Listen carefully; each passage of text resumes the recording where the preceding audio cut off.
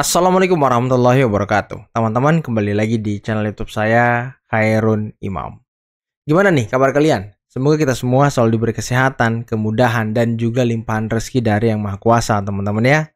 Nah, di video kali ini kita akan membahas mengenai situasi yang semakin panas antara Pak Jokowi dengan Partai Banteng. Di mana konon kabarnya akan ada kader Banteng yang menjadi tersangka buntut atas fitnah yang terus dilontarkan kepada Pak Jokowi. Selain itu, mantan penyidik KPK Novel Baswedan dan juga mantan penyidik lainnya itu menceritakan kronologi politisasi yang dilakukan di dalam tubuh KPK oleh Partai Banteng. Dan sepertinya tuduhan-tuduhan Hasto kepada Pak Jokowi semakin terbongkar, teman-teman. Dan Novel Baswedan mencurigai adanya kasus besar di balik kasus Harun Masiku dan juga Hasto ini. Makanya PDIP waktu itu ingin menguasai KPK agar kasus ini sampai tidak terangkat, teman-teman.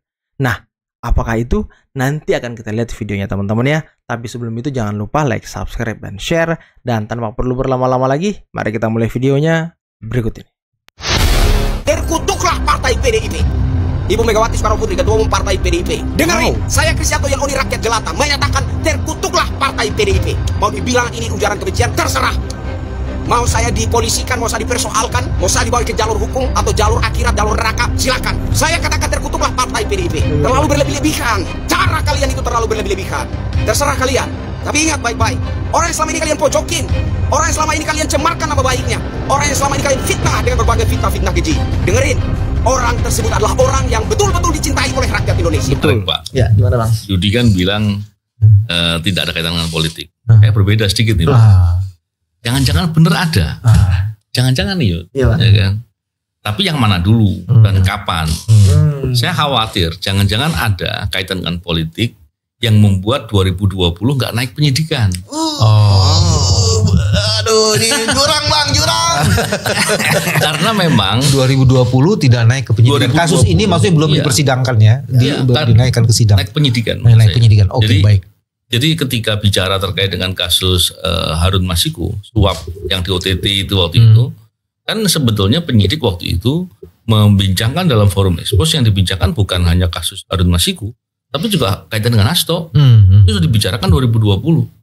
Tapi kemudian waktu itu ini informasinya Firly Bahuri nggak suka dengan itu. Memang Firly Bahuri waktu itu dominan ya, sebagai pimpinan dia dominan. Pokoknya itu pertanyaan Abang ke Hasto salah satunya ya. Iya. Yang belum dijawab sama dia. Iya. Dia hanya berani menjawab yang Iya. perubahan. Karena kan memang setahu saya Firly itu cukup dekat dengan Hasto. Setahu saya dari cerita-cerita. Jadi Ya, tapi emang dekat sih. Kan kemarin ada foto yang beredar tuh, Ibu Mega memperbaiki dasi dari Firly Bahuri. Waduh, kalau nggak deket ya nggak mungkin kan Ibu Mega mau rapihin dasi Firly Bahuri, teman-teman. kalau dibilang politik, jangan-jangan faktor politik juga yang membuat Firly Bahuri kemudian tidak menaikkan saat itu. Tapi ketika faktanya jelas, faktanya ada, buktinya ada, sekarang naik, itu bilang itu politik. Lah sekarang yang politik yang mana nih? 2020 apa yang 2025 nih? Gitu. Siapakah yang berpolitik? Ya, itu menjadi persoalan yang juga, Pak. menyebabkan kasus ini tertunda-tunda cukup lama. Tapi terlepas dari itu, justru dengan dibuka di fakta persidangan, itu semua akan terang. Karena apa? Sidangnya terbuka. Pembuktiannya akan dibelejetin semua satu-satu tuh. Ya kan, akan dilihat apa sih yang sebenarnya dituduhkan itu benar apa enggak. Yang dibilang katanya ada perintah untuk merendam handphone, betul apa enggak? Katanya ada apa namanya itu kaitan dengan pemberian suap, betul apa enggak? Atau jangan-jangan dalam persidangan nanti justru akan dibuka lebih jauh lagi. Tentang apakah ada benar dugaan ada kaitan kasus di balik suap ini. Wow. Apakah ada kasus besar di balik kasus Hasto dan Harun Masiku, teman-teman? Nah, ini yang lebih menarik. Dan kita pengen nunggu itu. Nah, kita akan tunggu itu, teman-teman ya. Karena roman-romannya ya. Ada beberapa pengamat yang mengatakan bahwa kasus yang sebenarnya disembunyikan itu adalah BLBI, teman-teman. Yang diduga akan menyeret nama ketua umumnya sendiri, yakni Megawati. Makanya Harun Masiku disembunyikan sedemikian rupa dan mungkin dilindungi sedemikian rupa, teman-teman ya. Karena ya ada nama besar yang mereka lindungi juga dari belakang. Wow, apakah nanti di persidangan akan terungkap? Kader PDIP terancam pidana akibat dicap ngefitnah Jokowi. Wow. Guys, pernyataan kader PDIP tentang utusan diri Jokowi kemarin akhirnya berbuntut panjang nih. Soalnya, kemarin Deddy Sitorus bilang kalau ada utusan dari penguasa agar Hasto mundur dari Sekjen dan pemecatan Jokowi dari PDIP dibatalkan. Nah, karena merasa apa penyeret Jokowi, Sekjen Gibranku yaitu Pangeran Mangkubumi bilang pernyataan Deddy itu penistaan nurani, moral, dan etika. Dia juga minta buat Deddy bongkar siapa utusan yang dia maksud. Kalau enggak ya siap-siap bakal kena pidana tentang fitnah dengan penjara 4 tahun. Menurut kalian, emang guys, hubungan PDIP dan Jokowi ini masih penting ya guys buat perpolitikan di Indonesia? Ketegangan politik semakin memanas dengan munculnya pernyataan kontroversial dari Deddy Sitorus. Tapi gini teman-teman ya, kalau nama ini nggak diungkap, siapa yang datang, siapa yang diutus, ya barang ini tidak akan menemukan kebenarannya gitu. Hanya informasi dari satu pihak, dari PDIP dan Deddy Sitorus. Dan kita nggak bisa mengklarifikasi informasinya, bener nggak ini orangnya, bener nggak ada yang datang. Jangan sampai hanya omon-omon teman-teman ya, hanya ingin menjatuhkan, hanya ingin melindungi Hasto gitu, hanya gertak sambal seperti yang sudah-sudah ya kan. Seorang politikus PDIP yang mengaitkan Presiden Joko Widodo dengan kasus hukum yang menimpa Sekjen PDIP, Hasto Kristianto. Pernyataan ini tidak hanya memperburuk situasi di internal partai, tetapi juga memperlihatkan kecenderungan untuk menarik nama Presiden dalam polemik yang sejatinya murni masalah hukum. Partai Solidaritas Indonesia, melalui juru bicaranya Beni Papa dengan tegas membantah tuduhan tersebut. Beni menilai tindakan Deddy dan sejumlah pihak di PDIP yang terus menyerang Jokowi adalah langkah politik yang tidak dewasa, bahkan bisa disebut sebagai cara-cara murahan. Dalam dunia politik yang seharusnya mengedepankan argumentasi dan solusi, drama seperti ini justru menunjukkan ketidakmampuan untuk menerima kenyataan dan kekalahan dalam persaingan politik. Mengaitkan Jokowi dengan masalah yang sebenarnya tidak ada kaitannya hanyalah usaha untuk meraih simpati publik, dan pada akhirnya hal ini diakini hanya akan berujung pada kegagalan. Kasus yang menyangkut Hasto Kristianto seharusnya menjadi masalah hukum yang harus dihadapi dengan serius dan fokus pada pembuktian melalui jalur hukum yang berlaku, bukan dijadikan alat untuk menyerang pihak lain yang tidak terlibat. Beni Papa dengan tegas mengingatkan bahwa Presiden Jokowi tidak ada sangkut pautnya dengan persoalan hukum yang dihadapi oleh Hasto. Oleh karena itu, ia menegaskan bahwa PDIP seharusnya berhenti mengaitkan Jokowi dalam isu ini, dan lebih baik memfokuskan perhatian pada penyelesaian masalah hukum yang dihadapi oleh Hasto. Sikap yang ditunjukkan oleh pihak-pihak di PDIP yang terkesan menyebarkan fitnah dan hoax, hanya akan semakin memperburuk citra partai dan menciptakan ketegangan yang tidak perlu di masyarakat. Rakyat sudah semakin cerdas dalam menilai situasi politik, dan mereka semakin tidak percaya pada cerita-cerita yang tidak berdasar. Dalam dunia politik yang sudah dipenuhi dengan banyak tantangan, tidak ada ruang untuk taktik murahan yang hanya berfokus pada manipulasi opini publik. Nah itu teman-teman, masyarakat ya semakin tidak percaya dengan PDIP dengan segala fitnah tuduhan liar yang tidak bisa diklarifikasi, yang tidak bisa dibuktikan secara data gitu ya kan, hanya omon-omon. Kalau namanya disebutkan enak gitu siapa orangnya, nah itu baru oh iya bener, oh iya enggak, gitu teman-teman. Jangan hanya memfitnah mulu ya kan, datang lagi Hasto katanya tahanan politik lah, inilah itulah. Tahanan politik apanya ya kan?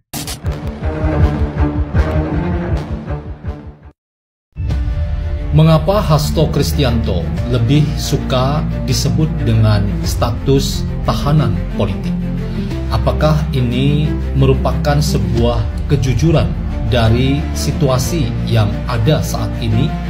Ataukah ini harus disebut sebagai bagian dari skenario Hasto dan para kuasa hukumnya untuk mempertegas apa yang disebut sebagai kriminalisasi hukum yang menyandera Hasto Kristianto dan PDIP dalam kasus penersangkaan dan proses hukum yang sedang dialami oleh Sekjen PDIP ini.